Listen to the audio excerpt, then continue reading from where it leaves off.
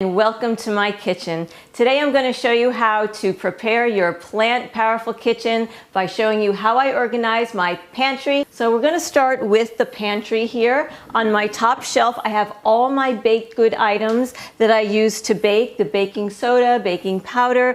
I have guar gum. I do gluten-free baking, so guar gum holds everything together. You could also use xanthan gum. I have cacao powder at all times. Chocolate is my favorite, as well as my son's, and coconut nectar. Now, coconut nectar is like maple syrup, but it's from the coconut tree, and it has a lot of enzymes and minerals. It's low glycemic as opposed to maple syrup, which is high glycemic. So I use this to sweeten the baked goods, as well as a teeny weeny bit of stevia powder. I always have that on hand as well.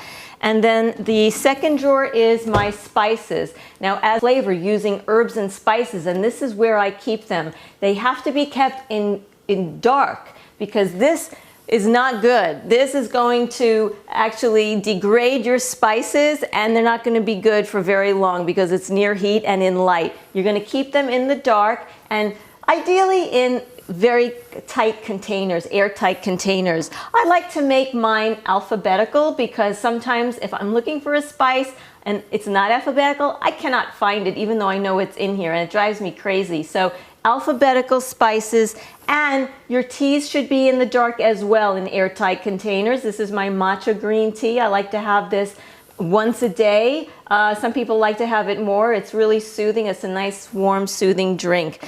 As I mentioned in the previous video, I like to use nutritional yeast, and I use the K-A-L nutritional flakes. I use them for everything, you know, any kind of flavoring I want to have a cheesy flavor like sweet potato or anything Italian. I use my nutritional flakes, and I also keep them in this drawer.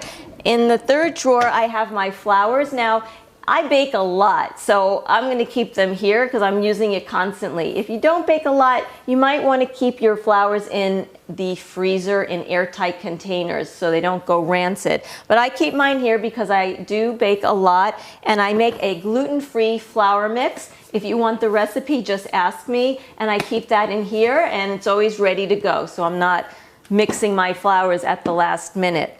I have some sun-dried tomatoes and other dried fruits in this drawer, and in my bottom drawer I have all my legumes and oats and seaweeds and whole grains and my sweet potatoes I can't do without, because sweet potatoes are my life. I like to have them for dinner almost every night. I boil them up, put toppings on them like the nutritional yeast and some olive tapenade, and it's just so good. So I always have sweet potatoes on hand, as well as onions, garlic, and apples and tomatoes. So these are the staples in my pantry, and I'm going to show you a little fetish I have with jars. I keep all my jars because I'm always making sauces and jams, and I always want to have a glass jar to put them in. So whenever I go to the store and eat a jar of pickles, I always clean it out, take off the label, and put it up here so that I can have